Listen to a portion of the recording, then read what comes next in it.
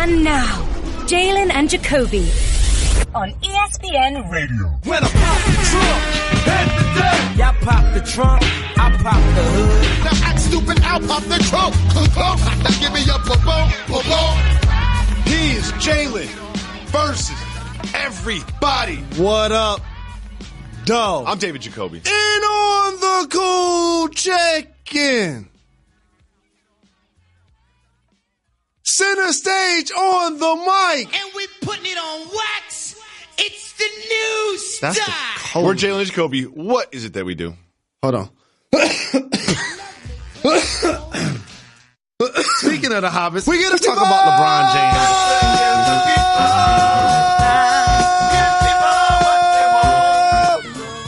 James. What they want.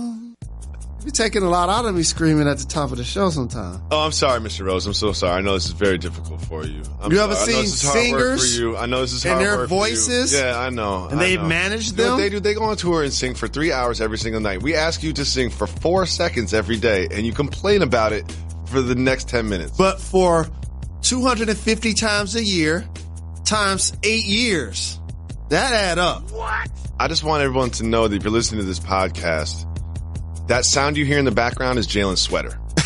Because it is loud. Reggie's going to have some trouble EQing this one. Reggie, can you edit out the sound of Jalen's sweater?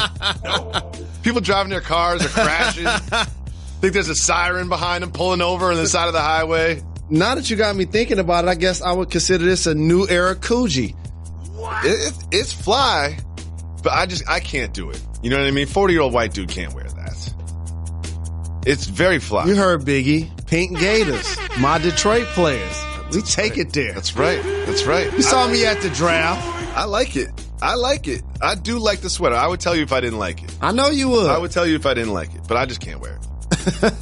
It's one of the things. You look cold in it. I got a couple items in the closet that are they're kind of like that. Like when I bought them, I was like, this is fly. This is the new me. And when I put them on, never wear them. I can't do that. This is not the new me. So imagine, I have a couple of those too. I don't even know what those are.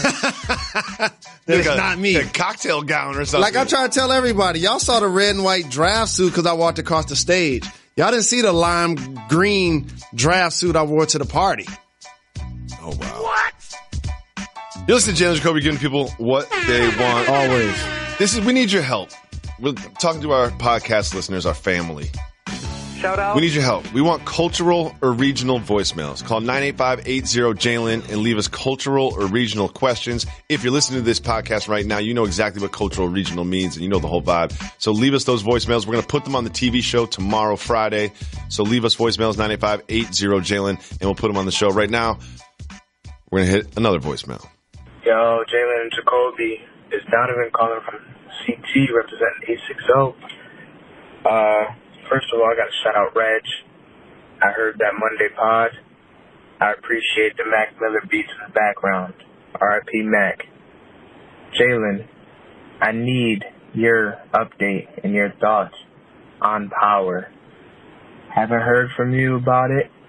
I need to know what you think. All right. Peace.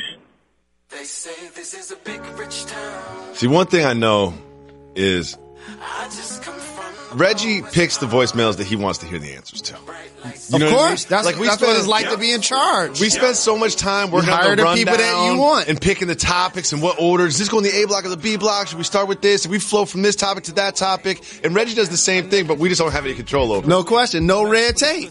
Yep. Whatever he wants on the show is going to be on the show. Exactly. So Jalen, Donovan wants on the show. Shout out to the 860, by the way. A special place for both Jalen and I. Yes, indeed. He wants your thoughts on Power. I think first I'm going to say spoiler alert to everybody. If you're like me and you haven't seen the last episode, it's spoiler alert time. So just skip ahead for 2 minutes. Jalen, I want you to cook on your thoughts on the finale. Or next week's the finale? Finale happened. In this season of Power. And so I know there are going to be a couple of people that still, want to watch it and or are going to be binge watching all week. I've actually watched the most recent episode 5 times already. He's not lying either. And 3 of those times I watched episode 9 prior. Just to, because you got to understand the No context of question. everything that's No going question. down. I like to know names. I like to know everybody. So what are your thoughts? A couple of things.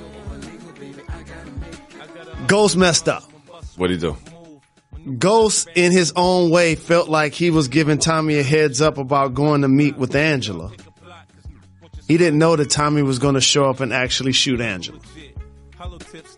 And for people that have been following the show since day one, for AUSA to actually get shot is really surprising. I'm shocked. When you said that word, because I haven't seen it, when you said that word, I was just like, wait, what? That's why I went there first. It's the same thing when Kanan died. But here's what I truly believe. She ain't dead. Oh, okay. She ain't dead. She's a cop. She's not going to say who did it. They probably sit her down for a little while based on what they're investigating her on and her relationships and whatnot, her collusion. But I do believe she's going to return. And I think while she's quote unquote healing from her wound, she's going to also be incarcerated. Oh. That's going to become a theme. Another thing that I think may become a theme is Tariq is going to basically embrace the fact that Kanan's his dad. Mm-hmm. It's one thing for him to get killed and you go get a fake ID and you have the name on it. I peeped how they put, when Kanan died, they put his picture of him and Sean, his son that he allegedly killed, on the screen. And I noticed that Tariq looked a lot like more Kanan than Sean did. So that jumped out at me. Tommy's in a unique spot because he's back using drugs again. Oh, Tommy. I was disappointed in him. Thomas. I was disappointed. That's never, no one ever said, you know what? Getting back into drugs is really when my life turned around for the better. Yeah, but he took the relationship with Teresi really hard. As somebody that didn't have a father, I get it. Mm-hmm. He wanted it to work so bad. And the way you and your dad may go to a basketball game, him and his dad stabbing somebody in the living room is exactly the same. They were bonding. That's quality time. Yeah, that is quality time. You know? Family time. And then you find out that your dad basically got out because he let the feds know that he was going to give you up. You know, that's a heavy blow. That's tough. You know, and you know Tommy's having it tough when two things happen. Number one, he's dealing with Keisha. Mm-hmm. And number two, he's loving on his moms. He was up laying in that bed. He was in a fetal position. He needed love from his mom. Everyone, you know, when things get really tough, I either want to see a police officer or my mom. And so, like, as these relationships continue to foster, you know, Tasha and Terry Silver, I think he now is going to be in position to lie for her. Mm-hmm. It's going to be interesting, however, to see what's next. So I want to project a little bit. I think what kind of got untangled in the story is now Tommy and Ghost aren't about to be seeing eye to eye. That seems to be the next logical step. That's next. Because it was like, this season was like, oh, we're against Dre. We're ganging up with Kanan. And Kanan was always a natural enemy. And then they got together. Now he's gone. So there needs to be some tension between some of those major male characters. And it seems like they're the only two left. And also, like, they continue to show how they don't trust one another. It's like when you're having a conversation with Tasha and then all of a sudden Tariq comes in the room and it's almost like you deserve that she slapped you. Little things like that. Or when it's like, oh, really? You're going to talk to us about trust. You're going to talk to us about honesty, Ghost, about being a family. You notice Tasha and Ghost, you notice Tasha and Tommy continue to acknowledge to Ghost that he's not loyal to them. And when I say that Tariq is going to be acknowledged as Kanan's son, you can't overstate the fact that that means that Tasha's his mom. How about that? Just think about this. You saw them in the hallway when she ran up on Kanan. Yep. That exchange was awkward. And in the last episode, Ghost said, oh, she wanted me to take care of Kanan. Why? So she can eliminate one of her enemies. is what he said. I like So Tariq is going to be street. He's going to listen to Uncle Tommy, but Uncle Tommy's going to fall out with Ghost. So that's going to be the new triangle as Angela continues to heal from her wounds. You heard it here from Jalen Rose.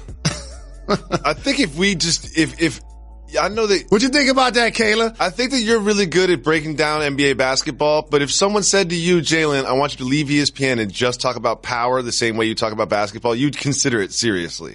I will consider it seriously. I will consider it. So what are you going to do in the gap between this season? You know, there's not a new episode of Power for like a year and a half. You know That's that, easy. Right? That's easy. Okay. Start over. You're the best. Let's give the people what they want.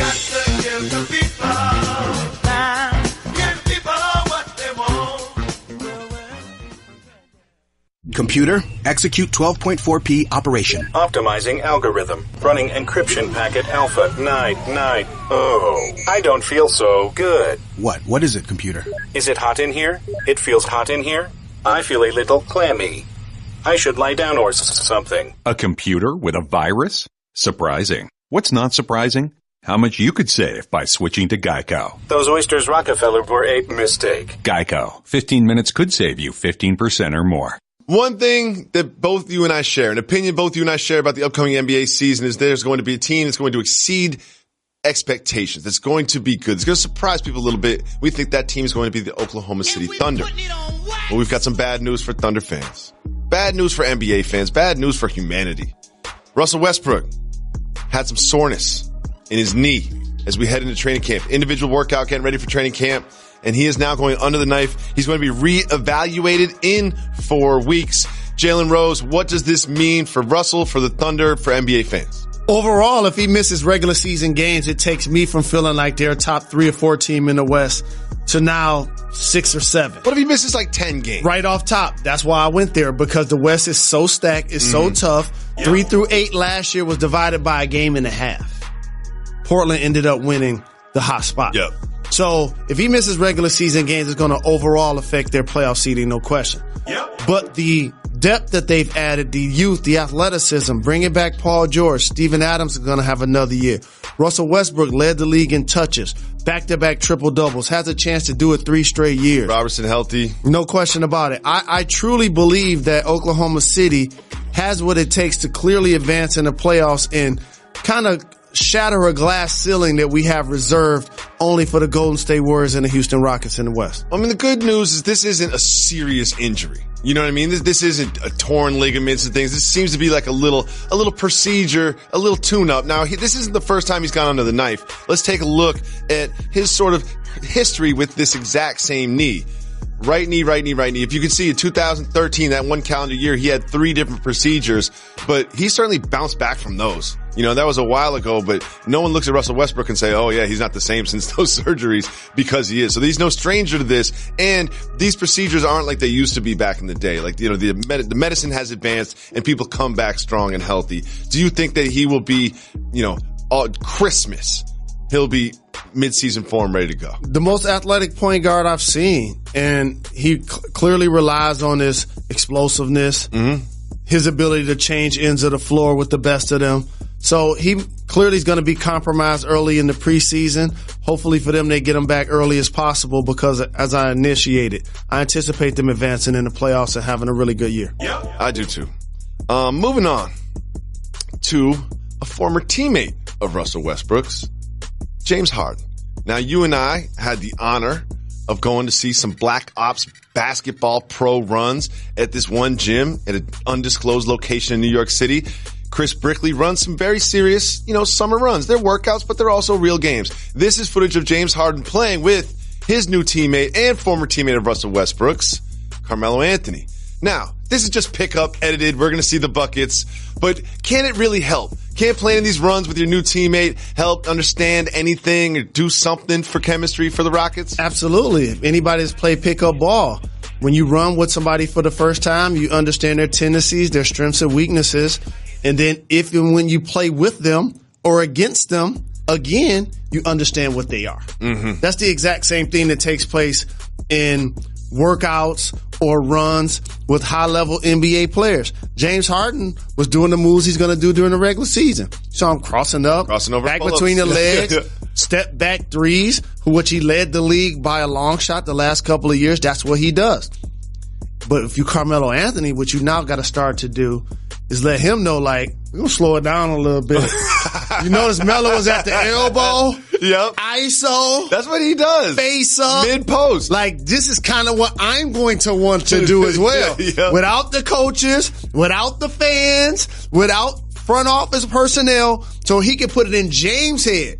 So now, out on the floor, forget what's being said by everybody else. If James believes he's going to be able to be highly functioning right there, he's going to give him the rock. Does Carmelo Anthony set picks for the Rockets? Yeah, you set a lot of picks because he's going to be playing a stretch forward position, and anytime a big gets switched on to Chris Paul or James Harden, that's going to be lights out for that player. And so Melo has to do a better job of screening. Because he's not a great screener. He do a lot of slips. I've watched a lot of Knicks games. He do a lot of slips. He's on his tippy toes. He slides out of there really quick trying to get that jumper. But they close to him so fast, I think once he sets that pick, he'll create that action and get that elbow ISO. Well, let me ask you a real question. As someone who played in the NBA for a very long time, I understand how playing in these pickup runs together can build chemistry. But does that which builds more chemistry? Playing a pickup together or the champagning and campaigning after the pickup run? The champagne and campaigning after the run. Yeah, because when you're during pickup, there are a lot of people around that you can't really say what you think. Yep. And also talk about your anticipation and your your teammates goals. And your coach. And so Houston. now James and Carmelo can go have their favorite bottle of bubbly and say, what's really going on with such and such? Because they both have dealt with Mike D'Antoni a little bit. No doubt Carmelo's about it. got some complaints. No doubt about it. Like when I had him in New York, like he mentioned the word defense and I was done with him. And now you have him in Houston. Y'all one of the best defensive teams. Do he say defense in y'all locker room? Yes. Like those type of things. But and in all also, honesty, he was like, James, I know you're going to have your jersey hung in the rafters at Houston at one point, but you've already got your jersey hung in the rafters at a gentleman's place in Houston. So while we're in New York, let me show you some of my places where I'm a regular. Right, I was born here. Yeah, exactly. You know what I'm saying? I played here for a long time. You in my backyard. Let me show you a good time. Good. Well, also getting some chemistry, some new teammates. Dirk Nowitzki. You know, he's Captain Dirk. He's on the way out. His career's coming to a close, but his new teammate Luka Doncic, his career is just beginning. The two have played together, and Dirk had some praise for the young Luka Doncic. Let's listen. At 19, I mean, I could shoot a little bit, but I never had the court vision and the savviness and the stuff that he brings to the game, and just the way he already reads pick and roll. You go under, he shoots. If a man goes over, he kind of keeps him behind him like the best, like Chris Paul and these guys do. Coming off pick and rolls, find the shooters, find the lob guys. He's going to pick some defenses apart, and it should be fun to watch. Of course, you're going to, talk well about the new rookie on the team, but what do you think about Dirk being so just like really seems like he believes in this young man? We made the playoffs the last couple of years. I better be right. Yeah. First and foremost, like when you're an all-time great player, and we allow players, and rightfully so, who get drafted by a team and seem to chase opportunities with better teams for championships. Mm-hmm. I stand and salute players like Dirk and Damian Lillard, who and Lamar and Anthony Davis. Guys who got drafted by situations that we feel like they could go somewhere for greener pastures. Greek freak as well, but they stay. Yep. The problem is, like Kobe, for Dirk, they haven't built anything around him the last few years. Not the last few years. And they had that championship team. It seemed like Mark Cuban, he tried, brings in Parsons and things like that, but this isn't. But the commentary from Dirk, he truly believes it. He's never been one to only say things for the cameras and try to be phony about what he thinks about a player. And the assessment that he gave is accurate. This is why Luka Doncic was so high in the draft. His court sense, his awareness, his ability to play under control with a pace. He's not the fastest guy, not the most athletic guy. And so his ability to pass guys open is going to be something that the Mavs need. I think he and Dennis Smith Jr. are going to be a really nice young backcourt for them to build around for a long time. I think so too. Jalen Rose, it's time for News That Matters.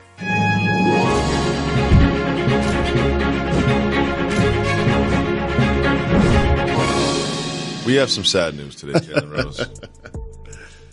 It's about the state of our country and where collectively our heads are at. In Washington, D.C.? No. All over. There was a Harris poll that was done. And the question was asked to the people of this great nation. What is the best Mexican restaurant? The people answered Taco Bell. For some Mexican knitting. Jalen Rose. What? How could people think Taco Bell is the best Mexican restaurant that we have? You really surprised? You upset? You disappointed? I'm upset about this. I would think the other national choice in the conversation would probably be Chipotle. If I gave you the options of eating Chipotle food, which, while not the healthiest thing in the world, but is quality, higher quality than Taco Bell. I love me some Taco Bell. I do love me some Taco Bell. But you can't say that's the best Mexican food. It's a long-standing brand. You underestimate that too. And that resonates with kids. A lot. It does. A level of familiarity. So, what's your Taco Bell order? My Taco Bell order, I learned to get a Mexi Melt. I like Mexi Melts. Extra sour cream. Oh. Or I get Which hard sauce? tacos. Which sauce you going with? I do a little salsa. I go fire sauce. I go the hottest thing they got. A little Victor Cruz. I'm kind of hungry for some Taco Bell right now, to be honest with you. So, Jalen, I recently moved to New York City, and it's different than LA. So much energy. There's just so much going on. So many people walking in the streets and subways and cabs and honks and horns and ambulances. It's just the stimulation is everywhere. And there's just so much to do. So many live events to attend. Comedy clubs, Broadway shows, concerts, sporting events. There's just so much to pick from, which is why I use SeatGeek. SeatGeek is the smartest, easiest way to get tickets for every type of live event. Whether you're searching for a last-minute deal or planning a night out months in advance with friends, SeatGeek helps you find the best seats, the best prices. And the best thing is it's all fully guaranteed. I have the SeatGeek app on my phone, and it's so easy to shop for tickets. Here's why. Because they've got this thing. You can easily pick what you want to do. And then once you pick the event that you want to go to, you can select your seats. And when you select your seats, it's simple. Green seats, good deal. Red seats, not a good deal. And what SeatGeek does is they search all of the ticket sites. So you don't have to use another one. You get a one-stop shop with the SeatGeek app when you have the SeatGeek app on your phone. Every ticket that you get is fully guaranteed. You know you're going to get a good deal because they make it so easy to find the best deals. And here's the thing. Our listeners get $20 off their first SeatGeek purchase. Just download the SeatGeek app on your phone and enter the promo code Jacoby today. Promo code Jacoby, Jacoby, and you get $20 off your first SeatGeek purchase. I use SeatGeek for real, in real life. You should too. Download the SeatGeek app and use the promo code Jacoby. Jalen Rose, Des Bryant's been in the news. He's not playing football professionally for any team right now, but he live tweeted the Cowboys game. He basically said the Cowboys would have won if him and Dan Bailey were there, and they lost, and they did not look good. They looked like they could have used some Des, to be honest with you. Yep. And you know who makes all the decisions in Dallas? Jerry Jones. So, let's take a look at this interesting picture. This is a photo of Des Bryant and Jerry Jones in Jerry World at the Beyonce and Jay-Z concert. What? I have a lot of questions, Jalen Rose. A lot of questions. But first, I'll start with the obvious one. Is this an indication that potentially Des Bryant will be back in a Cowboy uniform? It's an indication that Des didn't realize he'd be unemployed at this point of the year. Yep. Jerry Jones did not realize it either. He sees what Des is saying about the organization and the lack of respect and the trust that he felt like the coaches had for him. Yep. Which is an extension of Jerry, who's also the GM and probably the maintenance man for the Cowboys as well. He does everything for the Cowboys. He's going to make sure that his name has all of the titles. Yep. And so there's a level of responsibility that comes when they decide to release a player that was there multiple years and not offer him a different contract structure. Yeah, apparently they didn't offer him to sign at a discount either. And it's not like that was news to Jerry. No one called Jerry and broke that news to him. He was involved in the decision-making process. And so that's the part of the relationship you see at the J&B concert where we kind of need each other right now. Oh. And do you think he signs at a discount? No. They don't want him. They don't want him. No, they don't want him. So isn't that a little awkward? Like he's getting on a plane and going to Dallas and sitting there for the concert. That's a long concert. That's why I'm saying that's this 3 hours. That's what I mean by they need each other. Pretty sure he didn't have to fly nowhere. Emotionally? He didn't have to fly anywhere. They sent the plane to him. No. He's there? He's there because he's unemployed right now. That's where he's lived for the last 5 or so years. Why does Jerry need Dez? Just to complain about everybody else? Public relations. You have a player that's a former member of your team that's out here spitting venom about how his relationship with the team. So you think after a few adult beverages, after a few songs, couple hours, he says, you know what, let's talk about something, Dez. But when you go on Twitter and you start talking about the coaches and the team, that's not good for my business. In Jerry's head, after this meeting, he won't bash us anymore. In Dez's head, after this meeting, teams won't feel like they can't add me to their team because I'm going to be a distraction anymore. Yep. The problem is you can't put that toothpaste back in the bottle. The Cowboys already released him, didn't offer him a discount. He's already had Twitter fingers about the organization. He already met with Cleveland. Nothing surfaced. Marcus Lee already got hurt with the Jaguars. They didn't ask him. Yep. The Patriots done did 20 transactions for receivers. They're they didn't shopping want for him. Receivers. And he tweeted about going to Washington, and they came out quick and said they didn't want him. So I think now, unless there's a catastrophic injury that takes place, he won't find a team this year. Wow. So can I get to the important questions about this event? Let's look at the picture again, right? If you see the people in the background, they're dancing, enjoying it. Do you think they sat for the entire time? Do you think Jerry Jones knows any Beyonce or Jay-Z lyrics? Do you think Jerry Jones danced? If I was at a concert, if I was at a J&B concert, I could not sit there politely the entire time. You're sitting there with a guy worth billions that can decide right now that we're going to sign you. So I'm pretty sure that Dez wasn't drinking. If probably, he does. He's probably like, water, I'll take a water. Not saying that he does. Take a water. But I'm just saying how you behave in those situations. Yeah. He's in a job interview. Water, it's a 3-hour job interview. Lime. Yeah. Eating healthy. No, I don't want none of them wings. You got any salad? Yeah. Dip kale. You know what I'm saying? Kale and goat cheese, please. Ordering healthy. Dressing on the side, please. He's saying please and thank you for everything. Being a signing an autograph. Somebody walk pictures. past and they 5 aisles away like, excuse me. Yes. My bad. And so, like, in all honesty, I think that's what makes this important because it's a relationship business. He was really productive there for a really long time. He earned the respect of the fans. He earned the respect of the organization. And if J&B are in concert and he got Jerry on the phone, players should be able to hit him up and be like, I want to come watch the show. It don't cost him anything. I'm surprised that no one picked him up. You know what I mean? I'm surprised because I've had him on my fantasy team, so I pay attention to his production. It's certainly not the deep threat he used to be, but he's a red zone threat. Like, he can get you touchdowns. Like, he can run the fade, throw him a jump ball. Like, he's got value. Do you think that his on-field production is why he's not, currently employed, or some of the off-field stuff that's been part of his history? I think the off-field allegations about his personality with the team have hindered him getting a job. I don't think him going on social media helps either. But when I see the Raiders now bring back Martavius Bryant after they struggled in their first game, I'm looking at a possible job for Dez in Detroit. Because the last time I checked, Matthew Stafford threw 4, and he's a 10-year veteran. Seems like we could use another threat out there as well. I like you putting that in the area. How many wins do you think the Lions get this year? Just say it. Too early to determine. That's not what you said off Wax. One thing you said on Wax was that Aaron Rodgers will not play against the Vikings. Sometimes you just know things. Sometimes you have information, but sometimes you just feel it. And this is one of those ones that you just feel. He ain't playing. You sure? By the way, fantasy owners aren't happy hearing this. So listen, you can listen to Jalen Rose about this topic, or you can listen to Aaron Rodgers. Let's listen to Aaron Rodgers. Yeah, I want to play, obviously, but just taking it one day at a time, see how it feels tomorrow, and see how it feels Friday, Saturday, and then hopefully ready to go Sunday. He's smiling when he answers the question. He seems upbeat. He said it's a sprain. Why are you so sure he's not playing? They continue to change rules so that the quarterback can stay healthy.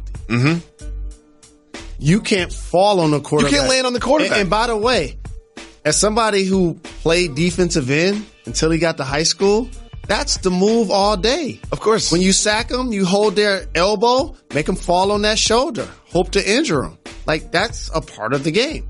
But with that being said, as they continue to modify the rules, is to create a level of longevity for the quarterbacks. And when you see Tom Brady at 41 and Drew Brees at 40 still performing, why put Aaron Rodgers out there week 2 versus the Minnesota Vikings, a team that are just as good, if not better than you. Yeah. Their defense is stout. They injured him last year, and their head coach, wink, wink, came out in an interview and said, we anticipate he's going to play.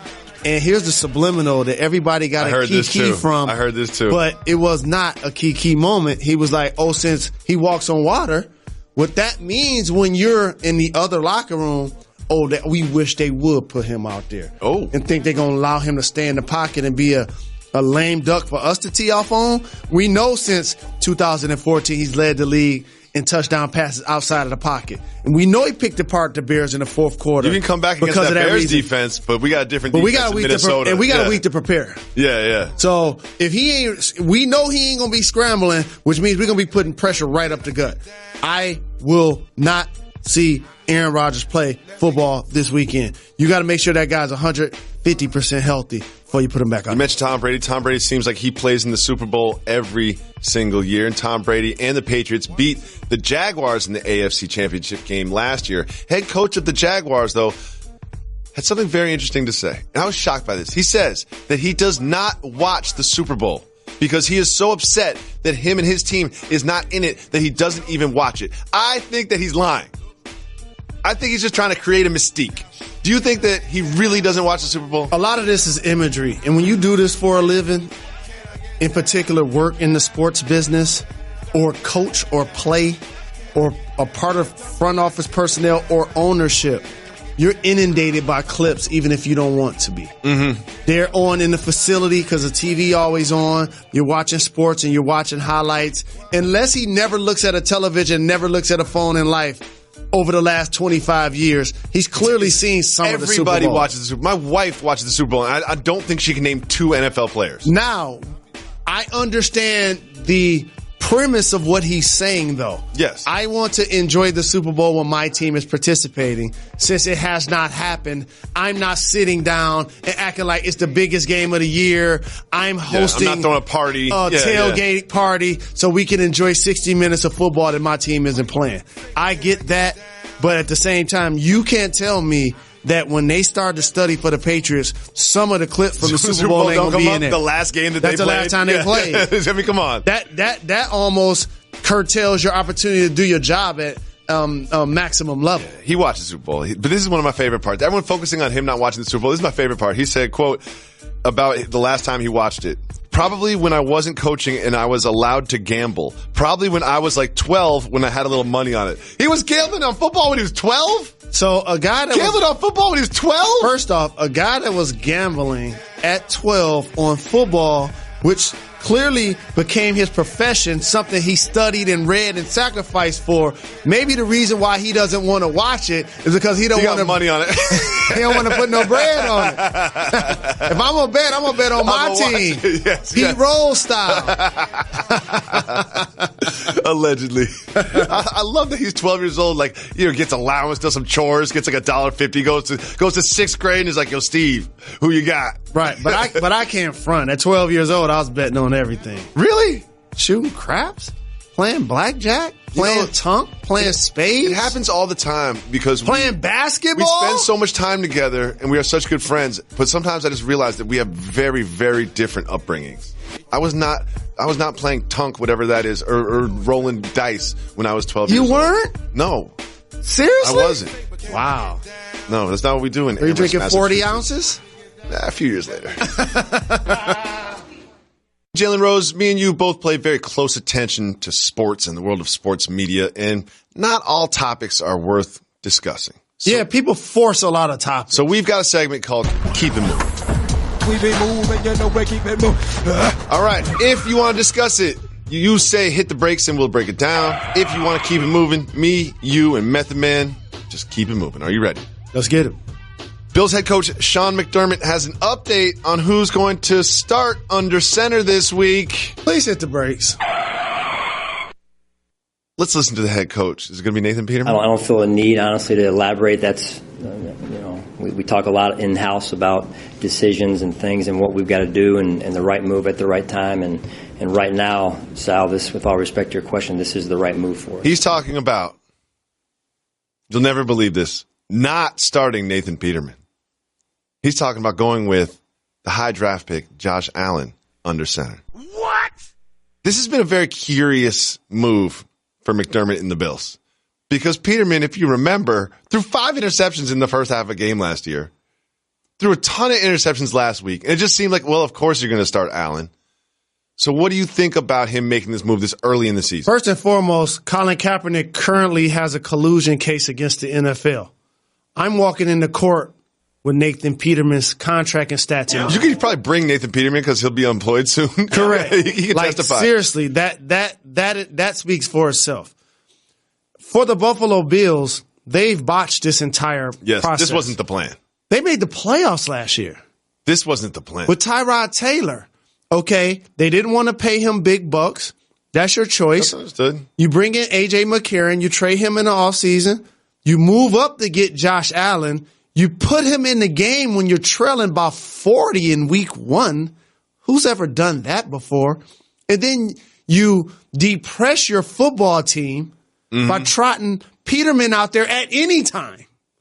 So for the way they've handled this ain't the right choice for the team. Things aren't It's the only choice. Ooh. That's why he said it 14 times. We only showed it once. He said this is the right thing for the team 14 times. If you're the Buffalo Bills, they have not had a lot of success as a franchise. And they looked pretty good in spots last year. Like you said, they made the playoffs, lost to the Jaguars. But you're in the offseason, you're looking around thinking, all right, we made the playoffs last year. We're pretty good. We look good in practice. Things are going pretty well. And that Ravens game, wow. Just wow. Well, everybody looks good in practice. That's what I'm saying, but you're feeling good about yourself as a franchise. You're on the uptick. We're trending well. We didn't make the playoffs. We made the playoffs. Now we're going to take the next step. Everything's going to be great. Every team is in the offseason. All 32 feel like this is going to be the year. Of course. And so for Buffalo to have that performance in the first week, you have to now literally rejuvenate not only your locker room, but your fan base to show that I can actually build a young starting quarterback and turn them into a functioning member of the NFL. Moving on, Ben Roethlisberger has an update on whether or not he is going to play this Sunday. He'll play. Keep it moving or hit the brakes? Keep it moving. Hey. Jalen been moving, Jacoby moving, we keep it moving up. Triple G said that he saw injection marks all over Canelo's body before their last fight. Keep it moving or hit the brakes? The break. Well, word of this accusation of injection marks all over Canelo's body before this first fight got to Canelo, and he responded. And I love it. It's poetic. Here is what Canelo said about that accusation. Quote, "Those are the kicks and screams of someone who is drowning. Those are the excuses that they are making because of what is coming on Saturday, which is a loss for them." Strong words. I love kicks and screams of a man who is drowning. I'm a plagiarize that.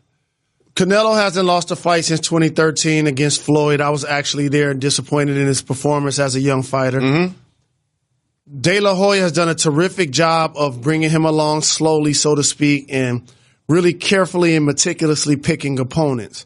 And then all of a sudden he get a major opponent in Triple G, and there's doping allegations that get blamed on the level of beef that he was eating in his hometown. There's a positive test, not just allegations. And then there's a positive test as well. So where there's smoke, there's fire. You don't normally just make up things like that, because when you say there were injection marks, these are physical things that others can also see. So it's not like I'm just blindfolded. I don't know what an injection this. mark would look like, to be honest with you. I don't really know what that is, to be honest with you. But holes. Sure. That's what it looks Triple like. G is just, it's before a fight. He's just popping off. And so going into this fight, here's what's going to take place. Oh, you know what's going to take place? I do. Oh.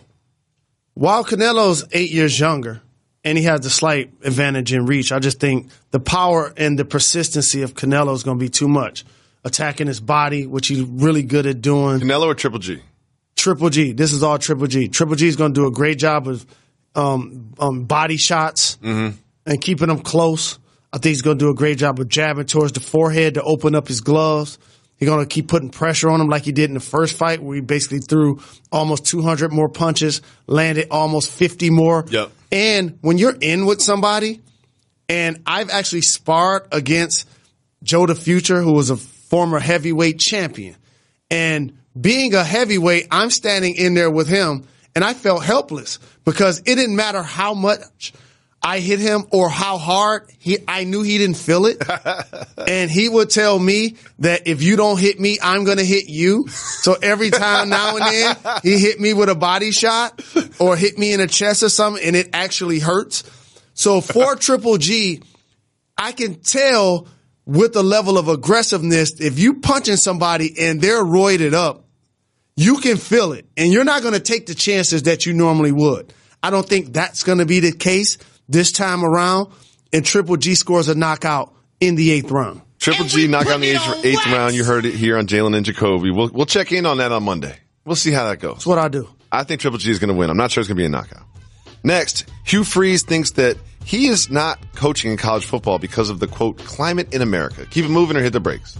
He's shown to be a really good coach, but keep it moving. Okay. We keep it moving. He don't have a team next to his name right now. Drew Brees says that Baker Mayfield can be better than him. Either they have the same agent, they're from the same hometown, they have something in common besides their height. Keep it moving. Okay. Jalen been moving up. Jacoby moving. You know we keep it moving up. There is news that the Timberwolves are not pursuing Joakim Noah. They should be. Keep it moving. We keep it they moving. Might as well. We keep it moving. I might try to run. I play for the Bulls. That's a good point. A gentleman had a marriage proposal hidden in a video game. Keep it moving or hit the brakes. Hit the brakes. Okay. A guy by the name of Tyler Schultz had a girlfriend named Maddie, and he wanted to marry Maddie. So he reached out to Insomniac Games, the maker of the brand new Spider-Man video game, very popular video game. I don't really play video games that aren't Golden Tee, but it's very popular. People like it, right? So in that video game, on a theater marquee, the people of Insomniac Games said, all right, Tyler Schultz, since you hollered, we'll take care of you. They put Maddie, will you marry me in the video game. Number one, corny way to propose to somebody. But they went ahead and did it, right? Well, guess what? Maddie broke up with Tyler. Got with Tyler's brother. Stop it right now. Real talk, this happened. So a couple of things. How you going to get with your ex's brother? Number one. How your brother going to do that to a brother? First off, his brother's foul. This is broken. This is what I want to teach What's going everyone. on in the Schultz This is what family? I want to teach everyone. Okay, teach everyone. If you're in a relationship with somebody and y'all break up and they end up dating somebody else that y'all know, that means they've been scheming. Oh, yeah. Or checking each other out. Oh, yeah. Or flirting a little bit. Oh, yeah. Or talking bad about you. I know. Talking about things they don't like in the relationship. That's what makes that transition easier, and that's number one.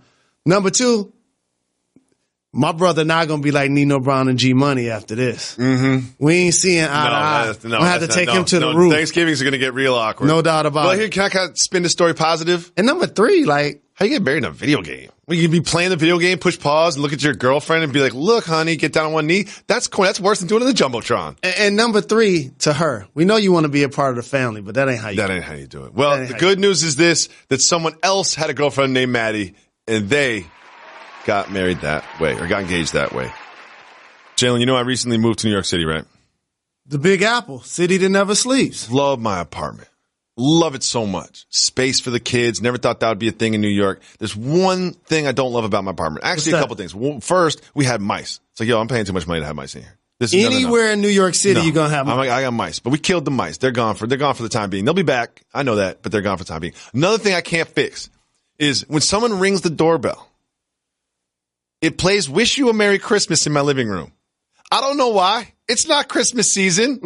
I can't change that setting. So imagine you're sitting on the couch and Wish You a Merry Christmas starts playing. That means someone's at my door. However, with the Ring, I know exactly who's at my door. You know about Ring. Someone rings the doorbell. You just look at your phone and you can see that person. You can speak to that person. You know if it's a package delivery. You know it's a friend dropping by. You know if someone maybe just checking to see if you're home so they can break in. With Ring, you are safe. You can, and not just while you're sitting in your own living room. Anywhere in the world, I can see use who's it at my door. consistently. Really? Love it so very much. No front. So you could tell if someone rings your doorbell right now. Right now, Ring. I get a lot of packages. Gives you notification. I have different reasons for people to show up at my residence. Mm-hmm. And I promise you, I'm constantly looking down at my phone, talking to them, looking at them, and acknowledging them at my front door. It's so nice. It's HD video and there's two-way audio. You can see who is at your door. It gives you a calming feeling when you're away. I've got family. I've got kids in the house. My wife is in the house. I know what's going on. I know who's coming in and out of the house. I can see if packages are delivered or anything.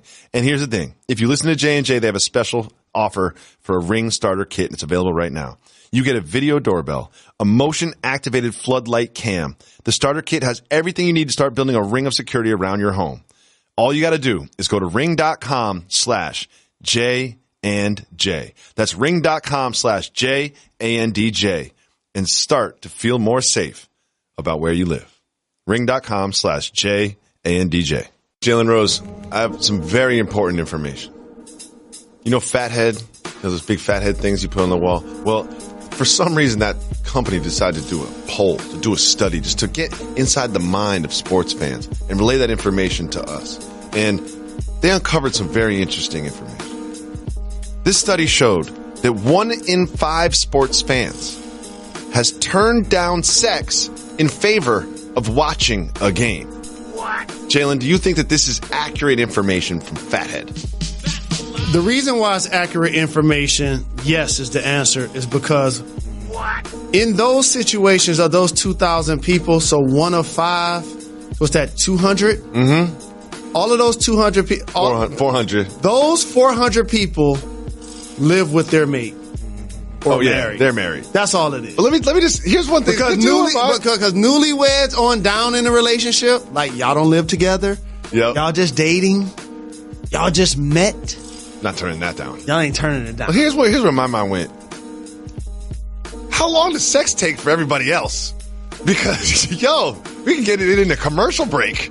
You know what I mean? Like it's a 3-hour football game. There's half times. There's in between the quarters. Like we can just postpone this. We don't have to turn it down. That's my point.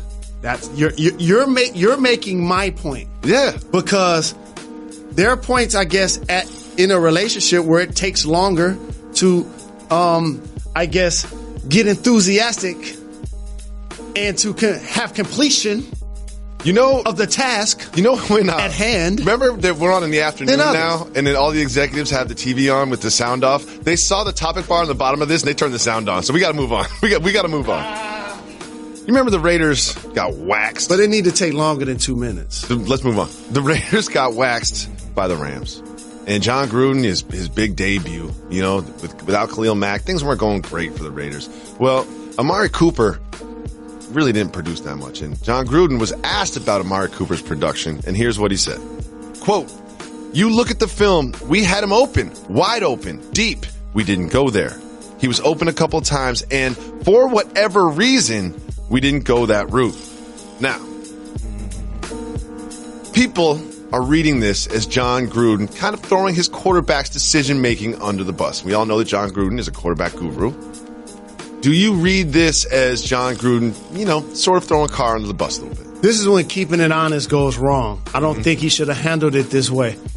He did a terrific job working in the media. The team gave him a solidified deal of $100 million that he can work towards in order to be the face of the franchise. So much so, that money doesn't work against the salary cap. We know he had a pre-existing relationship with Al Davis's now son who runs the club. Mm-hmm. Because you do that, when you're in those meetings, guess what you're deciding? If y'all gonna pay Khalil Mack or not. Yeah. Y'all deciding that right there. Yes. He's a future Hall of Fame player. Y'all making that choice. And you know what the price tag is going to be on one of the best defensive players. And not only did they let him go, they let another productive player that people don't talk about go. Michael Crabtree. Mm-hmm. He was always a guy seen that they got open for a car in the red zone in particular. Mm-hmm. So you lose both of those guys. Jordy Nelson has gotten older. He didn't target Amari or the receivers but 5 times. However, Jared Cook did get off. Yes. Tight end, 9 catches, 180 yards. The other team has Aqib Talib and Marcus Peters, who got a pick 6. So sometimes a quarterback can be gun-shy based on the D-backs that he's going against. But you do yourself no service when you come out publicly and say he was open and I don't know why we didn't find him. Because now we're looking at you, offensive guru. Yep. We're looking at your offensive coordinator. And guess what we're going to be looking at next game? if Amari's open and Carr does or does not hit. And John Gruden's putting himself in a position where he has to explain his comments to Carr. And that's not good early in a relationship. You know what I mean? Because they're going to see each other, Johnson, and say, look, the media's taking something out of context and running with it. But you know Carr's telling his best friend, like, come on. How's my coach going to throw me under the bus? You know why I couldn't find him deep? Because I was getting tackled. And Carr, who also has a $100 million deal, who's one of the reasons why John Gruden actually took the job. Other than the money, obviously. Well, we've got like an interesting sneaky news in the NBA that not too many people are talking about, but I find it interesting. Sherrod Blakely was on the Bulls Talk podcast, and he was asked about Kyrie Irving and his future with the Celtics, something that you talk about when you're in Boston. And here's what he had to say. I can tell you right now, the New York Knicks, he is their number one target. I've spoken with people within that organization. They have made it absolutely crystal clear to me that if they had their pick of guys that are going to be in the free agent market this summer, Kyrie would be their first, second, third, and fourth choice if they had to make it. Their first, second, third, and fourth choice. Jalen, let's just say percentage out of 100. What percent chance do the Knicks have of having Kyrie Irving in a Knickerbocker uniform next year? I learned to do this now in professional sports and really take the totality of every relationship in play. Whoa. And my answer is solely based on the fact that the Boston Celtics have as many assets outside of the Golden State Warriors as any team in the league. Facts. And I'm talking about players that can perform. Draft picks. Jaylen Brown, Tatum, Smart, Terry Rozier. Horford. Up front, you got Morris, Horford. Like, they're stacked. Mm-hmm. Gordon Hayward's going to return. And you mentioned the plethora of picks that they have at their disposal. You have to decide, however, if you give Kyrie a max deal to now lose a couple of those picks. Yeah. And so I think keeping each one of those guys happy this year is going to be the deciding factor to whether Kyrie gets a long-term max deal with them. And look no further than Jason Tatum, who I appreciate his attitude and his team-first spirit. You know you're deep when a guy that just averaged 20-plus points in the playoffs his first year comes out and says, well, if I'm asked to come off the bench, I'll do it. Yeah. That means he understands that there are going to be a lot of mouths to feed. So what percent chance do the Knicks have of landing Kyrie? Come on. You know I'm a die-easy Knicks fan. 45%. Oh, higher than I thought. I'll take that. I'll take those odds. Yeah. So, Jalen Rose, we're going cultural or regional on the TV show tomorrow, so we need people to call in 985-80 Jalen, leave their cultural or regional questions, or you can hit us on Twitter, which is at Jalen and Jacoby. Make sure you follow us on Instagram. Follow me! Jalen and Jacoby show account. Shout out to Kayla Johnson, who's helping us with the social. Make sure y'all add her, follow her on IG and Twitter too. She's the best social person and also a good friend. She sits next to me. And you sit next to me. I know. But you use my desk. I noticed that. I know. You use because trash. You're coming in earlier now. You leave trash on my desk. I was doing that for months. You leave trash here, on my desk. Anyone see this? You don't have to work in sports media to appreciate this. When you've got a desk and you keep it nice and organized the way I do, you know when someone else's trash is on there. You know when someone else left their food on your desk. Jalen Rose is guilty of leaving food on my desk. That is a violation of friendship and professional code. What do you have to say for yourself? Well, I need to defend myself. No, you need to apologize. I'm like Serena. You owe me an apology. I got a daughter. I got a daughter.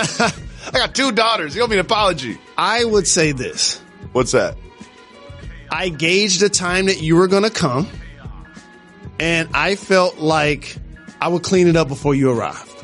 You felt like you were going to clean it up before you arrived. I need space to put like my hard-boiled eggs and my mail along with my notes and my backpack and all of the things I bring in the morning. And your space is a nice, handy spot. It's my space, right dog. next to mine. It's my space. It's ours. Like Debo. I didn't hear you say... Both of ours. I didn't hear you say... What? Anything that sounded like an apology. It sounded like an explanation. Because it should be clean by the time you arrive. And if I apologize, that means I'm not going to do it again. Don't you hate when people give those apologies and you know it ain't real? Oh, yeah. I'm all about empty apologies. I'm not like the chair umpire. I'll be like, sorry, Serena. Can we play tennis now? And how about the umpires act like they want to get together and boycott now? Sit down, be humble. They're not going to do it. They're just talking. They're just talking. Live at the pod, Jalen and Jacoby, 8 years running. We grew from being a podcast to a 2-hour radio show, to a late night 30-minute television show, to an afternoon 30-minute television show at 3 p.m. And now we graduated. Now we're 1 hour, Monday through Friday on ESPN2 at 2. Make sure you check us out. Also, make sure you leave us a voicemail 98580-JALEN. We're doing Cultural Regional tomorrow on the show, and we're taking voicemails like this one. Hey, what's up, guys? It's Easy to Profit. So I was just listening to the pod, and y'all were talking about the guy who got fined for I guess kicking. I wouldn't consider it kicking. Shoving the seagull. And I had a similar experience. So I was born in California, and I live in Texas now. We always go back there for vacations. And so about 2 years ago, we had went. This was the first time we had been back in like 4 or 5 years. And so I'm with my family. We went to the Santa Monica Pier. You know, we're just hanging out, taking in the sun. So, you know, I got my parents with me, and my mom brings out she brings out a lunchbox and all that, or sack, whatever you want to call it. And she has sandwiches, you know, not just like basic, 2 breads, cheese in the middle, you know, like the actual Subways, you know, she had them, they're like they're kind of cut in half, you know, but they're half foot long or whatever, 6 inches, and so she has them all decked out, and I'm pretty excited. You know, we're getting a little hungry. We're out in the sun, you know, and so I'm standing up with my sandwich, and I'm eating it and showing my nephew how to get water out of his ear. And so I was kind of had my head tilted, banging my head with my other hand, kind of showing him how to do it. And somehow I had my sandwich up in the air, and the seagull comes flying down and just took it. Man, I was heated. I didn't know what happened. I just saw the seagull come like quick in a blink of an eye. I didn't even realize my sandwich was gone until like 5 seconds after I processed that a seagull almost killed me. So I guess what I'm trying to say is that guy shouldn't be fined. Seagulls are basically air rats. So he had all the right in the world to kick that thing is all I'm saying. But anyway, shout out to y'all. Shout out Harlan, peace, especially Reg. Easy to Profit. I got some things to say. First of all, he was also victimized by a seagull. And these seagulls, they do deserve to be kicked. They do. If you steal something from me, there's repercussions. You can't just random act of violence kick a seagull for no reason. But if you've got just cause, I feel like you should be able to kick a seagull without being punished for it. Secondly, Reggie, you got to edit these voicemails, man. That was way too long. That was an essay. Jalen got bored. Jalen got bored and fell asleep. Jalen started talking to other people. That was an during essay. The voicemail. Easy the Profit. Also, one thing I got to say about Easy the Profit, you know what button I'm about to push. Reggie, just push the button. Don't act like you don't know which one's coming. Yep, medicinal. Reggie, you're the best. Yep, medicinal. Listen, seagulls are out here stealing food. And apparently, according to Easy to Profit and that guy in New Hampshire, at a breakneck pace. And this is something that we need to look into as a society. You know, we really do. Thank you so much for the call. We appreciate you, Easy the Profit. Let's listen to another voicemail. Hey, fellas, long-time listener of the show here. First of all, let's take a moment to shout out Reg. I got a boss move or soft move here for you. My name's Mike. I'm from Columbus, Ohio, by the way. My brother and I coach separate 5th grade teams. We needed one more game to complete our schedule, so we went ahead and put each other on the schedule. There's about 2 minutes left. We're talking crunch time here, 1 or 2 possession game. One of his kids commits a turnover. He calls a timeout and has his team do a line drill, sprinting right in the middle of the game. I just got to ask, is this a boss move or soft move? Thanks, guys. Later. Okay. Mike's in Columbus, Ohio. He's got a 5th grade team. His brother has a 5th grade team. 5th grade, always teaching, always learning. Crunch time. 2 minutes left. One of his kids creates turnover. So he makes them do a line drill during the game. Is that a boss move or a soft move? Boss move. Always trying to get the best out of your teammates. Soft move. Always trying to get the best out of your squad. I played with soft move. Let me tell you something. Soft move. Let me tell you something. No, I'm not going to listen. I'm just going to keep saying soft move. Let me tell you something, dog. Soft move. We was doing that in college. No, you weren't. Yes, I was. They weren't stopping the game so you could do drills. He said a practice. No, there was a game against. You just don't listen. It was a game against his brother's team, and during the game with 2 minutes left, they did line drills. So all the parents had to wait. The refs got to sit there and hold the ball. They don't know what to do. It's the middle of the game, dog. Wait till the game's over. You said there's only 2 minutes left. Boss move. I'm all about discipline. So I'm about discipline. Be disciplined and don't ruin the experience for everybody else. My public persona and how I behave as a media personality is way different than I would be if I worked physically with the team. 1,000%. These are the kind of things I support. I definitely do. No. There's another team. There's an audience there. Did they get penalized? There's someone at the table. They get punished? There's a referee there. No. You gotta have respect for those around you, man. That's discipline. I'm trying to create a learning experience right now. That you don't break the rules. You can do the line drills after the game. I'm with you, Mike. Your brother made a soft move. I want to thank everybody for calling in. Don't forget to call in and give your cultural or regional questions.